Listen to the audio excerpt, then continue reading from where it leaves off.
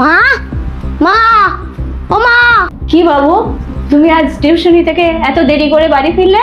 আমি অনেক আগেই টিউশন থেকে চলে এসেছি, আর তখন আমি বন্ধুদের সঙ্গে আড্ডা মারছিলাম। আড্ডা কেন মারছিলে তুমি?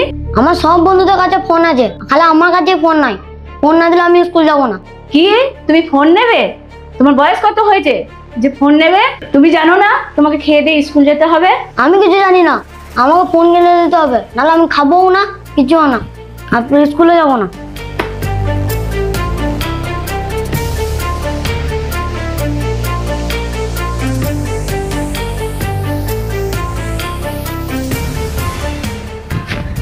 তুই মিছি মিছি রাগ করে বাড়ি থেকে পালিয়ে আসছিস কেন রে?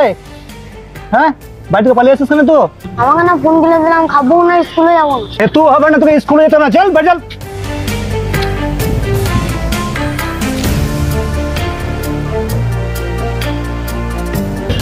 চুপ করে বাড়ির মধ্যে বসে থাকবি, একদম যেন বাইরে নিয়ে যাওয়া হয়।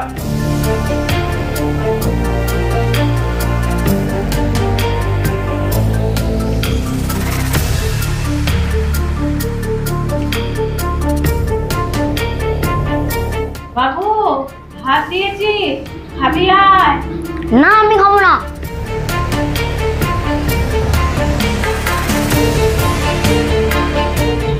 বাবা, ওই রকম করতে নেই। হ্যাঁ, খাওয়া দাওয়া করো, খেয়ে নাও। চলো চলো, খাবে? চলো চলো না, চলো শোনা, শোনা, চলো চলো চলো। না না, চলো চলো, অন্য করতে নেই। চলো চলো চলো, খাবে? চলো খাবে, চলো। ওই রকম করতে নেই, ভালো ছেলে হতে হয়। কেউ মোবাইল নেয় না, মোবাইল কেউ নেয় না। চল, আমি খাবো না। তুমি খাবে না তো? তাহলে আমিও খাবো না।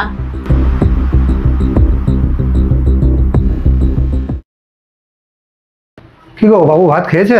না গো, অনেক বোঝালাম, অনেক চেষ্টা করলাম, কিছুতেই খাওয়াতে পারলাম না। বেশ ঠিক আছে, আমি দেখছি। মা ছাড়ো বলছি, ছাড়ো আমাকে, ছাড়ো মা, মা আমাকে ছাড়ো, মা ছাড়ো, মা মা ছাড়ো বলছি।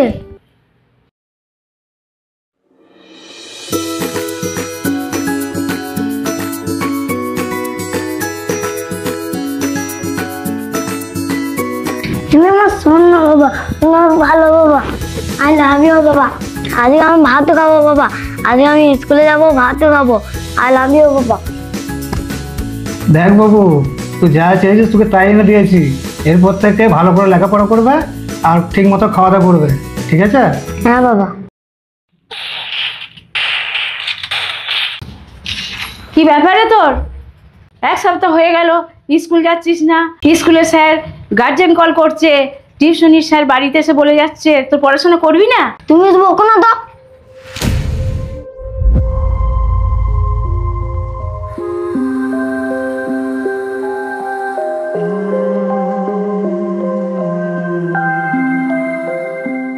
দেখলেন তো, একটা ফোন শিশুর জন্য খেলনা হতে পারে, কিন্তু যদি সেটা নিয়ন্ত্রণের বাইরে চলে যায় তাহলে সেটা ভবিষ্যতের ধ্বংসের হাতিয়ার হয়ে দাঁড়াতে পারে।